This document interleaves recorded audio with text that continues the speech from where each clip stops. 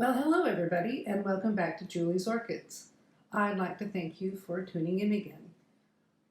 Today we're looking at 5 different orchids, and this video is a response video to Trish's Orchid Life latest post on what are your 5 favorite orchids.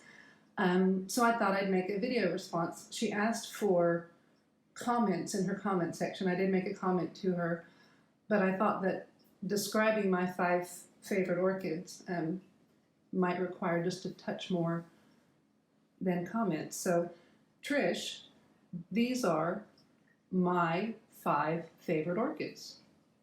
Okay, so you may notice that of the 5 orchids sitting on my table here, that there are 5 different kinds. But they all have one thing in common.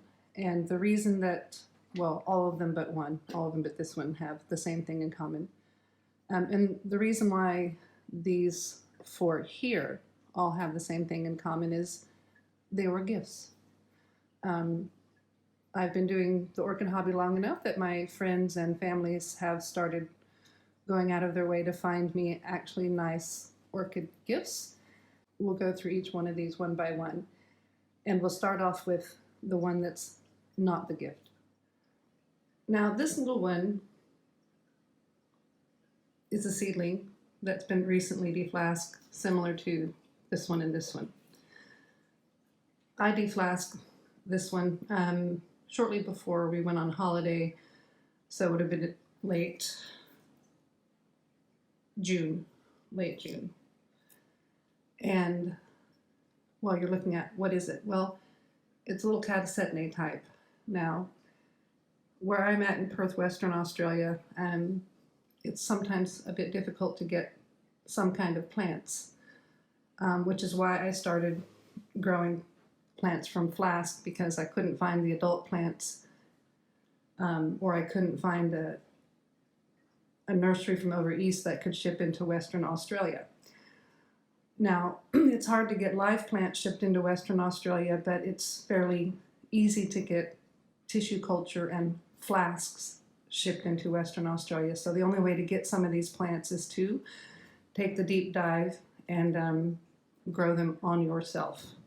So I have been seeing all these lovely videos of people with their Catasetinae, Jack of Diamonds, and Black Pearl, and all of those. And well, I wanted to get me one of those. So I was looking for Millennial Magic, Fred Clarkiar After Dark Black Pearl. I could not find either of them, but I found a flask of what is referenced as Fred Clarkiar Dark Matter. And it is a cross between those. And so I've never seen the flowers on this plant. I can't find any information on the internet about this plant. So I bought it, and it came with, I think, 20 little tiny seedlings, of which, I'm sorry, it came with 10 little seedlings, and of which I've got 5 left. And this one is the most robust of them, and it's putting out a new root system. So I've been chatting with Stephen Van Campen Lewis, because he seems to be the guy that knows everything about Catasetinae types, and so he's kind of helping me with ideas on how to take care of the little babies and getting them going. And one thing he did mention with the Catasetinae seedlings out of flask is that they don't get the winter's rest at all. They just grow on until they, I'm assuming, appear big enough to handle it. So this one is still being watered, even though, you know, it's going to get watered all year round until it's quite a bit bigger. And I'm sure that I'll be asking Stephen Van Campen Lewis for advice along the way on this one, because I really want to keep these ones going, because I'm quite interested to see what they look like. So we're going to go ahead and stick with the flask babies. And these 2 are gifts from some of my friends from the orchid clubs that I'm in. And this first gift here is species Dendrobium Goldie Blue. And this was deflasked by my friend Lynn over at Lynn Brooks Orchids, and I'll put a link in here. And like I said, this one is just one that she has deflasked and given to me, and we've got some good roots growing on in here, and I think this one's quite a happy little plant. Since I've gotten it, it's growing this right there. And I'm just gonna let this grow on. And again, I've made it a point with these present gifts that if I haven't seen them already, I am not looking this up. I'm not going to see what it looks like. I'm just gonna wait however many years it takes to be surprised. But this one is from Lynn at Lynbrook Orchids. Now, another one that I have just recently gotten into my collection because my birthday had just passed, and a friend of mine, Jane, came by, and we had a little party the other day, and she came by and she dropped this off for my birthday. Now, this is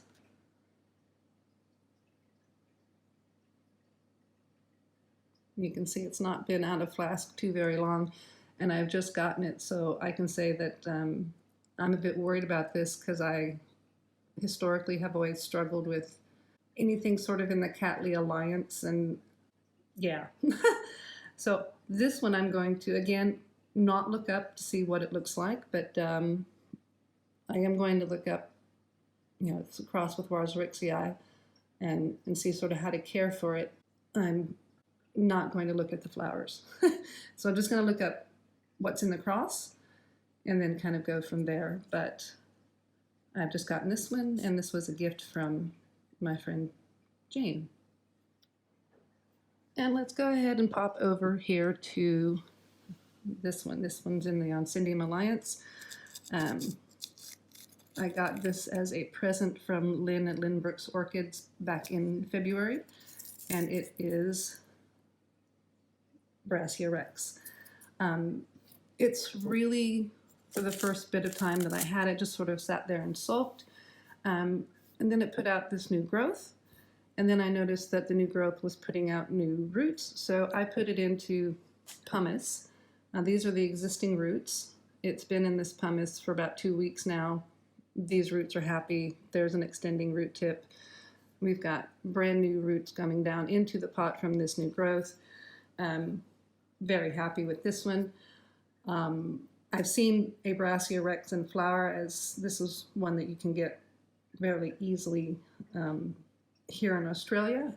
And Lynn got this one for me from a grower over east called Rosella Orchids, and Rosella Orchids can ship plants into Western Australia.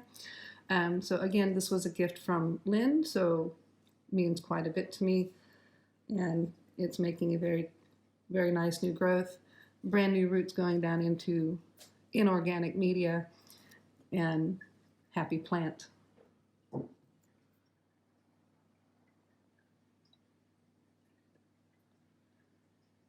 So before we get going on with the last plant, I thought I would show you what a very comfortable dog looks like. I'm not going to say I am happy. Oh, she's out of it. Normally when I say her name, she wakes up. You can't hear it from here, but Happy is snoring. And she is just out like a light and looks cute as a little button. Okay, so back on to orchids. So I'm going to say this is my first favorite orchid. I have been looking for a Falbellina for a couple of years, to be honest with you, and just couldn't find them. And if you could find them, they were over east, and they were running $200, $300, $400 for a little tiny plant. And then the people that had them couldn't ship them into Western Australia, so went to an orchid auction 2 weeks ago or so before my birthday, and my husband bought me a Falbellina. And I brought it home, and we did repot this one, so I'll put a link to that up there. But I also kind of wanted to do a follow-up on this one. So since going into the pumice, I went ahead and repotted it when we got it because it was in active new root nubbins growth. And now we can see that those roots are really finally making it down into that pumice, and I'm quite happy with that. And also what we can see is it's starting to grow a new leaf. Now that was starting when I got it, a little bit discolored at the top, but I think it's I think it's fine. And it seems to be enjoying its new setup. The one or two roots that it had left you can't see down inside of the pot, but I'm not seeing any signs of change in the leaves as per what they looked like when I got the plant. So I'm thinking it's doing okay. So there we have it, my 5 favorite orchids. And here we're looking at Faubolina in her home where she sits on the shelf in my bedroom. If you like the video, please give me a thumbs up. A subscribe would be nice. And I'm just going to say, what's your 5 favorite orchids? Why not make a video and post it? I'd be interested to see. Maybe Trish has started a thing. Everyone have a happy day.